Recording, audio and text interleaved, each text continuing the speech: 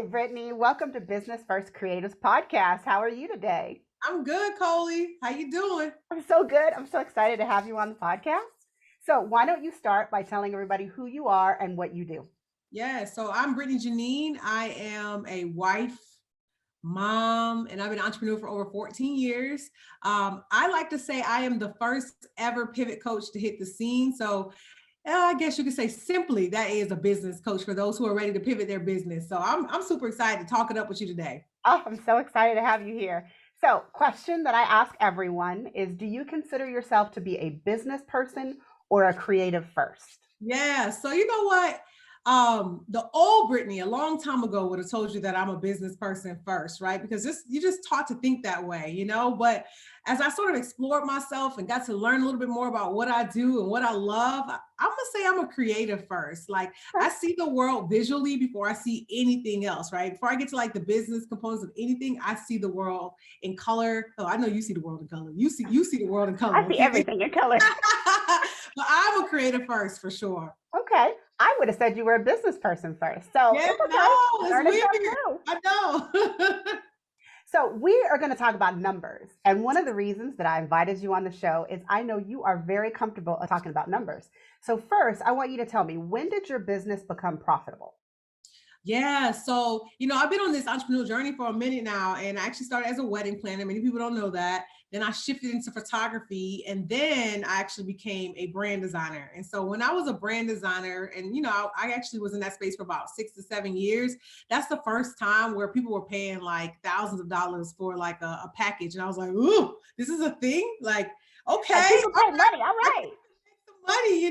So I will say, like, it wasn't until I entered the world of brand design that I actually started seeing that my business was making money. I was in that sort of green instead of that red when I was a photographer. When I was a photographer, not to say because photographers, y'all bank now. Don't get me wrong, but I don't think I had the strategies and all things in place to be profitable as a photographer. I was shooting $100 sessions here and there. You know what I'm saying? I know, right?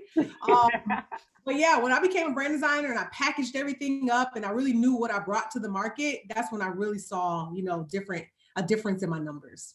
Now, let's lean in on that for just a Yeah. minute, because do you think that that was about the product or the offer that you were making, or do you think that it was you had grown as a business person and so you were more confident in your numbers when you were a brand person rather than a photographer? I think it's I'm gonna say something I grew into, because even as a brand designer, I didn't enter into the space super confident, knowing exactly what I was packaging, who I was going to offer it to, all of the things that I teach now. It was sort of one of those things where you start looking at your bills and you're like, okay, maybe I should stop charging $500 for a website and maybe start thinking about what this really could look like as a business. And so once I started having like those moments of like, girl, them personal numbers ain't looking right. They ain't looking right. That's when I was like, all right, I got to shift something. So I can't even say the shift happened with confidence. The shift happened because I had to make the shift. You know what I mean? Because you were looking at those numbers and you're like, oh, that's not paying my bills. That ain't paying my bills. Should we barely eating at this point? We get negative. What's it called? The overdraft fees over and over and over. Listen. I'm not doing this business for this. Okay. Yeah. So let's talk about the people that you work with, because of course Yeah. you said that you took a hard look at your numbers and you realized that you were not able to pay yourself a profit that would allow your family to live. Yeah. But in the people that you work with in general, why do you think people are so scared of their numbers? Yeah, so I feel like, especially, I work in the world of pivoting, right? So we're moving from one thing to the next, and I think oftentimes folks are already afraid to shift to a new way of doing business, right? So not Mhm. only am I going to shift into this new way, but now, Brittany, you're going to tell me that we're going to charge like premium price that I've never done before. So I think it's along the lines of so many things are changing at the same time, right? And so it's like, well, first can I make this shift and then get my feet wet and then I'm able to maybe take the price up? No, baby. We can do both. Let's just do it all, right? And so I think that there's a fear in that. And I'm also going to say sometimes people don't realize that they're deserving. They sort of think in their head like, man, I just do this, I just offer this. And sometimes, nah, like what you do and what you bring to this market is the thing that people need in order for them to reach their next level. You know what I'm saying? In order for them to live the lives that they imagine. And so we got to start giving ourselves credit and start charging accordingly. I mean, I will say, for those of you that don't know, Brittany is my business coach. And I did a VIP day with her in February, and I'm very confident in my numbers. I think all of you guys know Yeah. that. But during the VIP day, Brittany told me to double my price. And I looked at her and I said, no. Yeah. I mean, I was very comfortable with what I was charging for my Dubsado VIP days. They were selling, very well. And she was like, yeah, you need to double it. And I was like, no, I'm not doing that. Now, as I do when I pay people for their opinions, I did double it. I did book I did book two people at the new price within a week. So I do want to say, Brittany was right. But when Brittany looked at me and she was like, double those prices, I was like, no. Yes. No, full She stop. know, That is a complete listen, sentence. listen. I can remember your face. I know exactly what we're talking about here, but you got some amazing juice over there, and the people need to pay. They need to pay. Okay. And of course, that was what she told me. But I think my epiphany was right after I told her no. I was like, this is what people tell me when I coach them to Uh-huh. raise their prices. And I was like, wait, hold up. Like, is this how they feel when I tell them to raise their prices? Y'all, I did a public apology in several Facebook groups and in my email list. And I said, y'all, if I have ever unapologetically told you to raise your prices and you Mm, thought I was crazy, I was like, I apologize because Britney Jeanine just did that to me. And wow, absolutely. Absolutely. that No, was mind blowing. So absolutely. I want to ask a different question. When you do your pivot VIP days, how often are you telling people to raise their prices? Is there ever a time where you were like, no, your prices are solid, you good to go? No, I will say, let's just say out of 10 clients, maybe 7 of them are having to raise their price because I'm realizing like what they're offering, to the extent of how much time they're putting into the offer, whatever the case may be. So let's just say 7 out of 10. But there are folks who come to me and I'm like, your prices are spot on, but we need to restructure this, right? So sometimes it's not about the price going up, it's about restructuring to make sure the experience matches. So I'm not always going to be like, raise the price just to do it. I want to make sure it makes sense, right? But you know me, like in working with me, we always look at that revenue surplus. We're We looking at do. the We about bottom to talk line. about that. Yeah, so we're looking at the bottom line. And so sometimes if your pricing actually meets your bottom line, then there may be no need to take it up, right? It just means that maybe we got to look at your offers a little bit differently. I mean, I think my prices were meeting my bottom line, but you told me my bottom line needed to be higher. So that's a different story. Hey, look. You want to do a coaching call or a podcast interview? No, we doing a podcast interview. So let's talk about that math homework. Because I Yeah. will say, before I knew anything about you, and you know this, but the audience doesn't, the thing that impressed me the most was how much time you spent in I can't remember what program it was. It was the one where you did for a week and it was Pivot. It was Pivot to Launch, but it was just that pop up week. Yeah, And I yeah. will Pivot say, week. Pivot week. Pivot Yeah. Week, when you Yeah. had us all do that math, I was like, oh, I'm about to hire her. Just point blank, end of story. Yeah. Because as a mathematician and a statistician, I appreciate people who appreciate numbers. So let's talk about that math homework and let's talk about that one number. So when people are thinking about scaling their business or doing a pivot to move to Yeah. something else, Yeah. what is the most important number that they should be aware of? Yeah, so I already kind of hinted to it. It's your revenue surplus. And so that's the bottom line. After all things personally are taken care of, after all your business expenses, operating costs, taxes, and the savings that you actually put aside for your business is all taken care of. What's that bottom line? What are you walking away with? What's going to support your lifestyle? And so I think when we see that bottom line, it's really the determining factor. Like, am I surviving? Or am I thriving when it comes to my business? And so I think oftentimes we jump into the world of entrepreneurship or even crafting offers or just pulling pricing out of our behind, right? And we're not really looking at what does this look like in the grand scheme of things. And so when it comes to that math, like I really want my people know, we're not just like, oh, I'm going to charge $1,500. Okay, why are we charging this? Okay, what's included in this? And at the end of the day, does that $1,500 price point meet that revenue surplus that you're looking for? Because sometimes you might find that once you start plugging in your numbers, that revenue surplus is actually negative. So now I got a question for you. Are we now taking up the amount of like how many people you're accepting into that offer, or are we taking up the price? And most of the time people want to take up the price because the more offers you have to have, the more time you got to give to actually Mm-hmm. supply that offer, right? And so that revenue surplus is so important. And to be honest with you, Colie, it's not something that I even considered when I was an entrepreneur in those beginning days. Like I kind of was just winging my way through it. And I was like, nah, this don't make sense. This gotta be a better way. Yeah, because I think what impressed me most about the revenue surplus is I think when other people teach numbers, They are focused on getting your personal expenses and your business expenses met, whatever, whatever you want your salary to be, but Yeah. they don't go into the, okay, but are you saving for retirement? Are you actually putting money into savings from your business? Because I would argue that I know plenty of people who are profitable, but if they actually calculated that revenue surplus, they don't have much money at the end of the day after they put money into their business Yeah. savings, to like save for scaling your business or buying new equipment or doing educational opportunities. So I think what really impressed me most was that revenue surplus, because it was a word that I had never heard.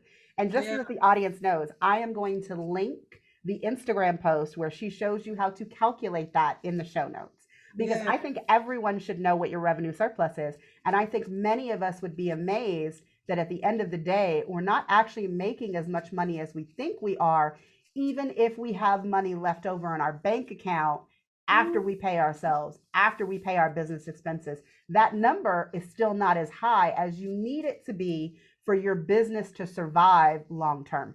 Absolutely. I think a lot of times too, we're in this space like screaming 6 figures, 6 figures, seven Mm. figures, 7 figures. And it's just like, all right, that's cool and all, but exactly what's the number that you need, you know? And so we're finding now like 6 figures don't do what it used to do. Like No, 5 not with years them business ago, yeah, expenses.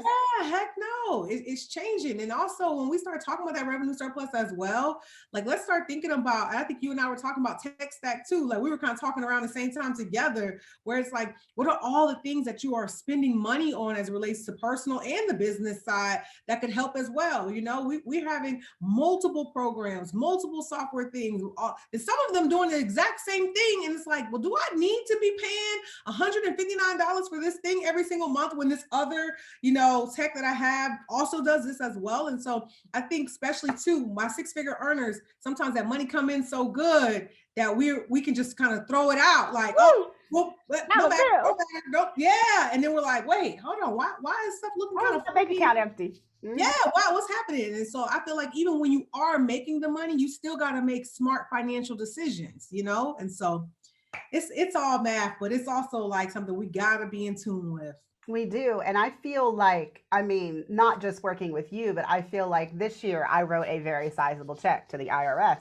And after I wrote that sizable check, I still had good money in my bank account. And I was, very happy, very impressed. Absolutely. But it was because last September, you made me think about that revenue surplus. And I was like, okay, but at the end of the day, after I pay all these things and I write that check to the IRS, I got to make sure that there's still money in my bank account to progress and Absolutely. give myself a raise and do all of those things, go to Disneyland every month because y'all, that's getting expensive. I just Absolutely. want to say. That's important, that's important to you. So that number got to support that. That's your It lifestyle. does.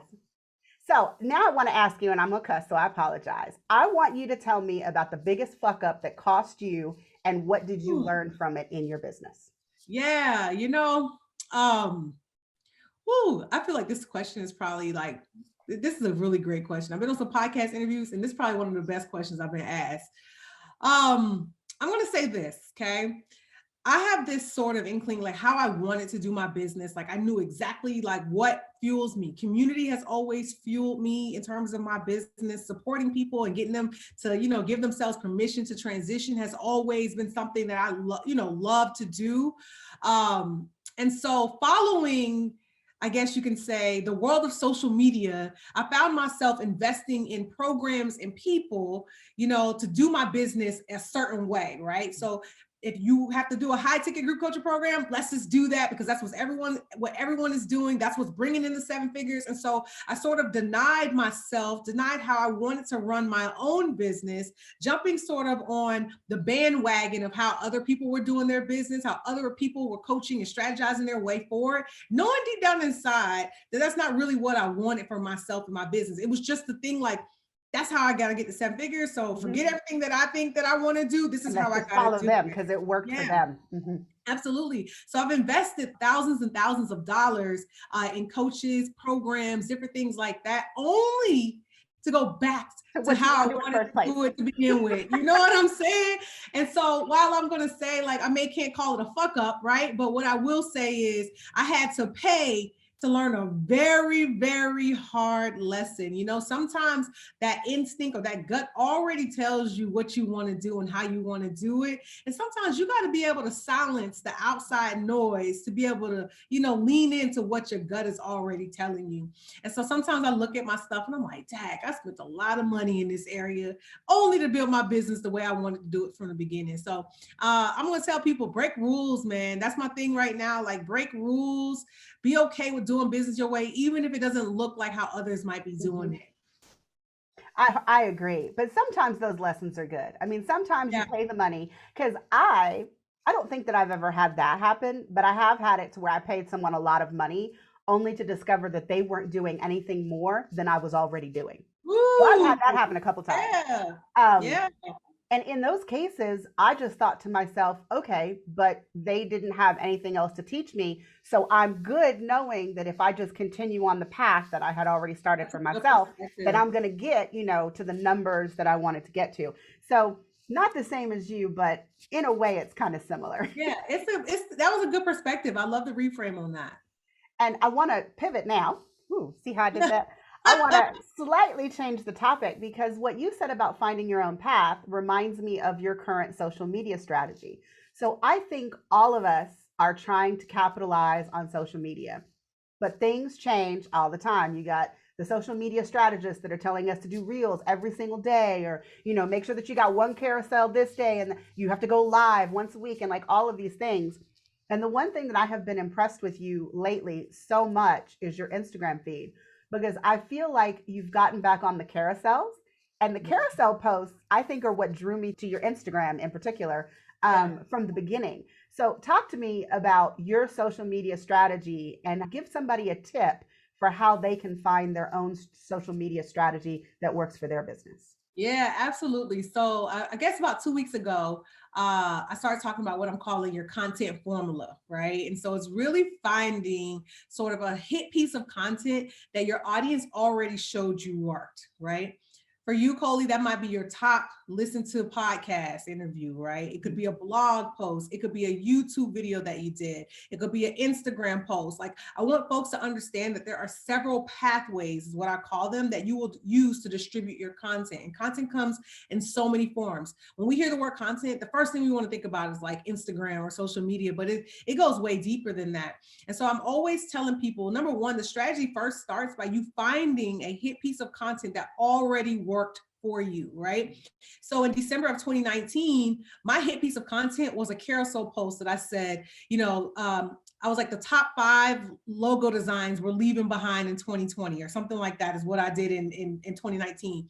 And that was my first, I guess you could say, viral post, right? And I was like, oh my God, what happened here? I never experienced this before, you know? And so I said to myself, self, how can you do this thing over and over and over again? And so I really studied the post. Okay, Britney, how did that post start? How many slides were in that post? What was the caption like in the post? What was the vibe and all of that? And then I was very committed and consistent in doing that over and over and over again. So then I started coming into what I call Tell It Tuesday. So then I was doing that thing on Tuesdays. And so everyone was starting to expect every Tuesday, Britney about to come hard, talking on a carousel post about something we ain't doing or something we can do better in business. But then I realized that people wanted it more than just on On Tuesday. Tuesday, Yeah, it they became greedy. They greedy. yeah, they're greedy.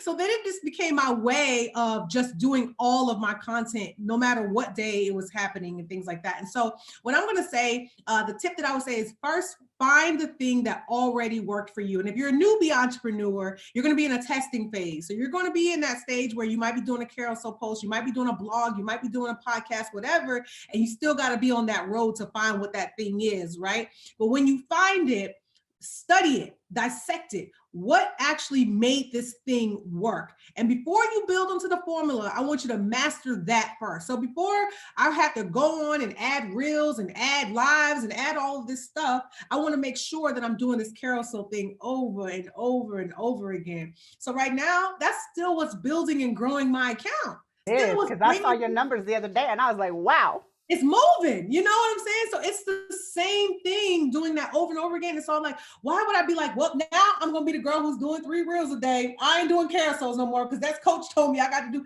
No, it don't make sense. My people don't want that from me. You know, my people want these carousel posts. Now, if I want to support it now with a reel, I can add on because I've mastered that one strategy first. And so I hope that wasn't too deep, but you get what I'm saying, right? It was not. And I just want to add one more thing, guys, because while I think that carousels are what moves people, it's also Brittany's like no nonsense, complete no bullshit attitude when she's giving me advice, which y'all probably figured out. That's why I love her, because I'm the same.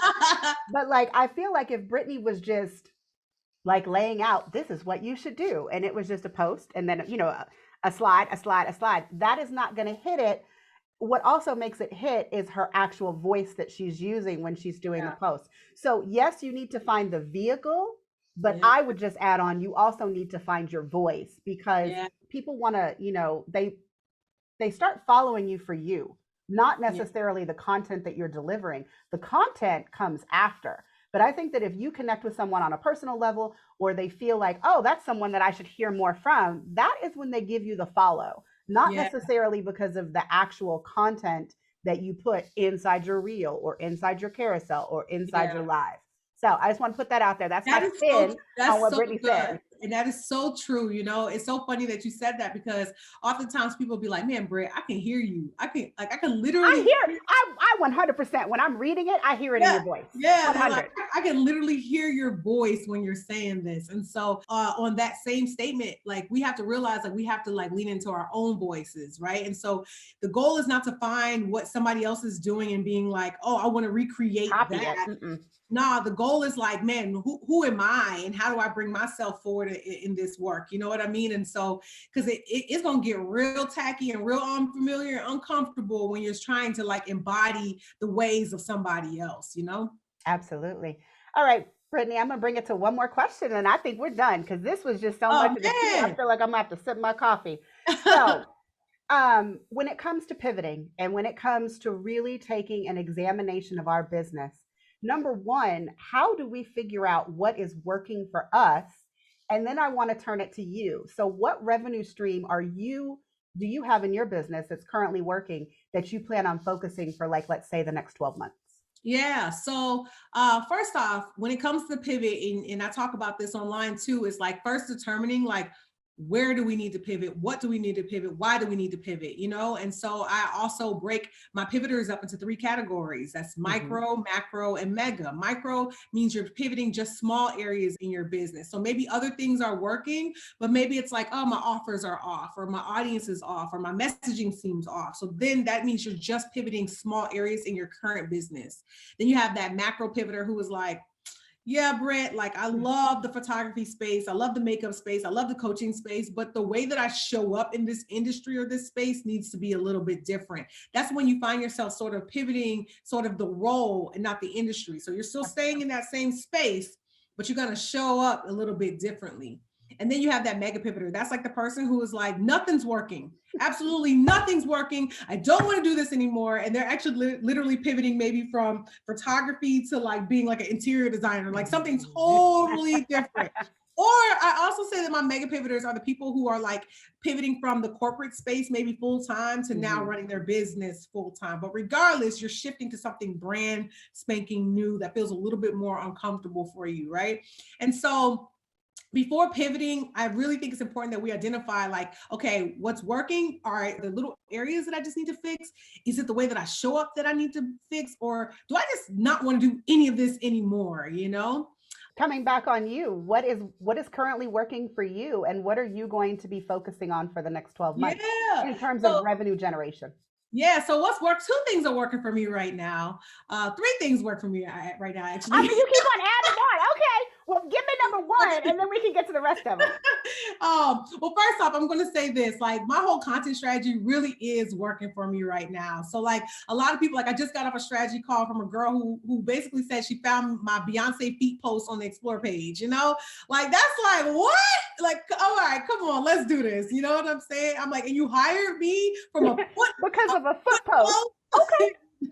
So I will say my content strategy is working right now, but also me being able to serve in this new community dynamic. I'm calling it Pivot to Launch, where people can come and we could just be, we could just grow together, build together, pivot together, break rules together. That just feels so good to me. Like I've always wanted to like lead or head a community where people feel open enough to share the things that are working in their business, but also not being afraid of what's not working and being able to talk about it. I feel like we're all living in a space where, oh, I hit the 6 figures, I got it together. My clients are coming in. And it's just like, well, nah, like there are times where we've launched to crickets. There are times where the idea didn't hit the way that we thought it would, or there are times where we have to explore areas that maybe we never even heard of. And so I wanted to build a community where people felt free enough to do that, and so man, that's working for me right now. I just love showing up for my people and just being like, y'all, we talk about Dubsado in 2 months. Y'all ready? Let's get it. In July. Yes, and so that feels so good. And then the third thing I'm going to say is my one-to-one experiences. Like, although I love community, I also love to meet my people in person. We're going to eat, we're going to drink. We're going to drink, right? But we also going to throw that stuff on a board and make sure that you're walking away with a plan and that you feel structured and clear in your business and the business that you want to run, not the business that somebody told you should be running, And so I finally am in a space where I just feel so aligned in my work. I felt like in the past, maybe 2 years, a year, especially in this pandemic, I felt myself feeling forced. And alone and forced doing business, like just how I've seen it being done by others. And I'm just like, that ain't me. That ain't me. And now that I'm running a business that feels like me, like I can come on here in my little outfits and feel myself and just like live my life, And so I just feel so good right now. I do. When I came for my VIP day, I didn't really know what to expect, but I will say that I walked away with, so much. And even though I told you no, you ended up being right. And since I'm often the person that's right, I like to tell other people when they're right. You were absolutely right to tell me to raise my prices. You were absolutely right to tell me to leave some of my little offers on the side and be like, bye. So, it was a good experience. And so I do agree with you. I love group dynamics, but I also love one-on-one because you can just get so much accomplished in that one session where someone is focused just on you and they're giving you an outside view of your business, which again, this brings us back to the numbers. I think as business owners, we're either scared of our numbers or we don't understand them. And so there's got to be when you reach out for help. Like, for example, not only did I hire you, I also now have a bookkeeper. I'm good with my numbers, guys, but those bookkeepers are worth their weight in gold. Absolutely. They make sure that my books are reconciled at the end of every month. They tell me when they think I've been spending a little bit too much. So it's amazing. So, I just want to end this whole conversation with saying you need to figure out what your numbers are. You need to not be afraid of your numbers. If you do not know your revenue surplus number, again, check out the show notes so that you can get Britt's carousel on Instagram where she tells you how to calculate that. Yes. So Britney, let's end it with your information. If people want to learn more about you and your programs, where can they find you? Yeah, so you can actually visit me online, BritneyJeanine.com, and you'll be able to find the 3 ways that you can work with me right now, which is a 1-hour strategy call, my membership Pivot to Launch, or my VIP experience, which Colie did herself. So I'm super excited about this for you. Yay! Yay! First podcast in the bucket. Yeah.